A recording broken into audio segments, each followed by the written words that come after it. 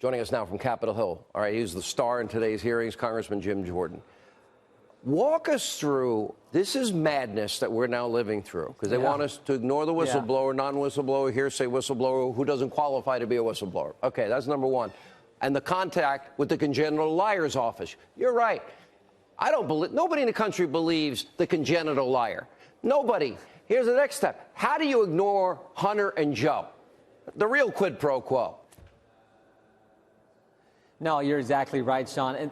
And this idea that Adam Schiff initially said the whistleblower is going to testify, and now he says he's not, because something in between there, what happened is the whistleblower came to his office, and we suddenly found that out. And now he says, oh, I don't even know who the whistleblower is.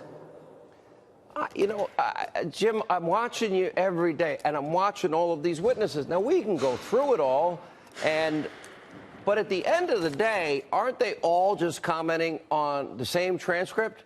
Yes. Is there anybody that has added, any one witness that has added a single thing beyond their own interpretation of the transcript? No. The transcript speaks for itself, and several people have said this. You say it all the time. There are 4 fundamental facts that will never change, have never changed, will never change. That's the funny thing about facts. Explain them slowly. Go 1, 2, 3, and 4. Go slow. We got the transcript that shows no linkage, no pressure, no conditionality, no do investigations to get the security assistance dollars. We have the 2 guys who were on the call.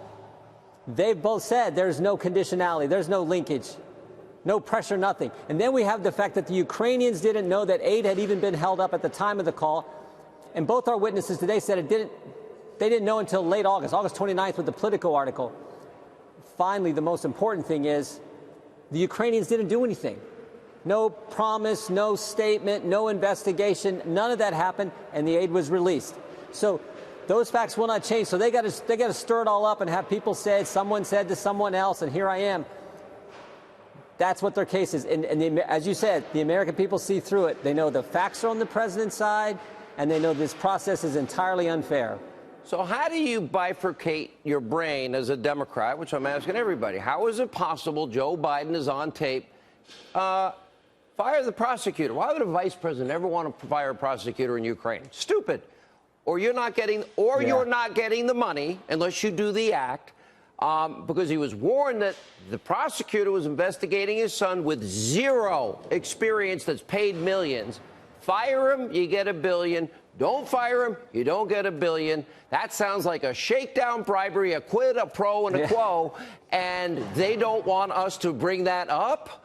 And this is what they're trying to say happened with Donald Trump. It is breathtaking hypocrisy. Sure is. And the American people see it for what it is. Here's the bottom line. And Mr. Gates said this earlier. This Sunday, Nancy Pelosi called President Trump an imposter. The Speaker of the House calling the President of the United States an imposter.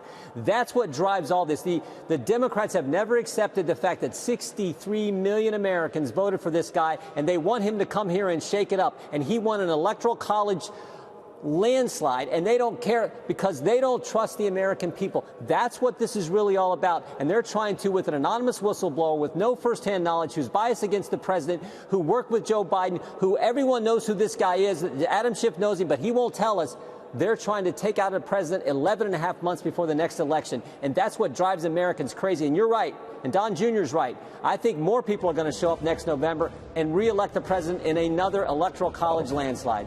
You, Devin, Ratcliffe, the Congresswoman from New York has been great. You guys are crushing them every day. I can't even believe they want to continue this Schiff show. I can't believe it, but apparently they do. Congressman, thank you for what you did today. Sean. Great job.